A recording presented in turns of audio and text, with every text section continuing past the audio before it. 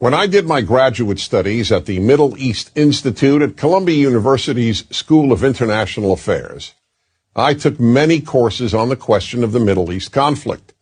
Semester after semester, we studied the Middle East conflict as if it was the most complex conflict in the world, when in fact, it is probably the easiest conflict in the world to explain. It may be the hardest to solve, but it is the easiest to explain. In a nutshell, it's this. One side wants the other side dead. Israel wants to exist as a Jewish state and to live in peace. Israel also recognizes the right of Palestinians to have their own state and to live in peace. The problem, however, is that most Palestinians and many other Muslims and Arabs do not recognize the right of the Jewish state of Israel to exist. This has been true since 1947, when the United Nations voted to divide the land called Palestine into a Jewish state and an Arab state. The Jews accepted the United Nations partition, but no Arab or any other Muslim country accepted it. When British rule ended on May 15, 1948, the armies of all the neighboring Arab states, Lebanon, Syria, Iraq, Transjordan, and Egypt, attacked the one-day-old state of Israel in order to destroy it. But to the world's surprise, the little Jewish state survived. Then it happened again. In 1967, the dictator of Egypt, Gamal Abdel Nasser, announced his plan, in his words, to destroy Israel. He placed Egyptian troops on Israel's border, and armies of surrounding Arab countries were also mobilized to attack. However, Israel preemptively attacked Egypt and Syria. Israel did not attack Jordan and begged Jordan's king not to join the war. But he did. And only because of that did Israel take control of Jordanian land, specifically the West Bank of the Jordan River. Shortly after the war, the Arab states went to Khartoum, Sudan, and announced their famous three no's: no recognition, no peace, and no negotiations. What was Israel supposed to do?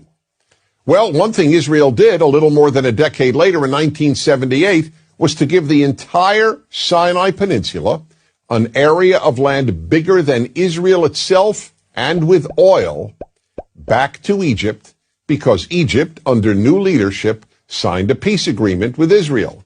So Israel gave land for the promise of peace with Egypt, and it has always been willing to do the same thing with the Palestinians. All the Palestinians have ever had to do is recognize Israel as a Jewish state and promise to live in peace with it. But when Israel has proposed trading land for peace, as it did in 2000, when it agreed to give the Palestinians a sovereign state in more than 95% of the West Bank and all of Gaza, the Palestinian leadership rejected the offer and instead responded by sending waves of suicide terrorists into Israel. Meanwhile, Palestinian radio, television, and school curricula remain filled with glorification of terrorists, demonization of Jews, and the daily repeated message that Israel should cease to exist. So it's not hard to explain the Middle East dispute. One side wants the other dead. The motto of Hamas, the Palestinian rulers of Gaza, is, "We love death as much as the Jews love life."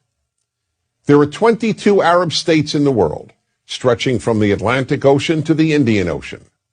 There is one Jewish state in the world, and it is about the size of New Jersey. In fact, tiny El Salvador is larger than Israel. Finally, think about these two questions. If tomorrow Israel laid down its arms and announced, "We will fight no more," what would happen? And if the Arab countries around Israel laid down their arms and announced, "We will fight no more," what would happen? In the first case, there would be an immediate destruction of the state of Israel and mass murder of its Jewish population. In the second case, there would be peace the next day.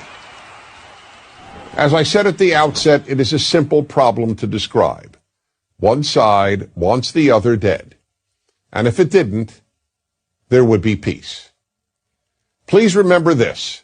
There has never been a state in the geographic area known as Palestine that was not Jewish.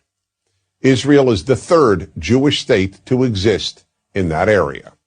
There was never an Arab state, never a Palestinian state, never a Muslim or any other state. That's the issue. Why can't the one Jewish state the size of El Salvador be allowed to exist? That is the Middle East problem. I'm Dennis Prager.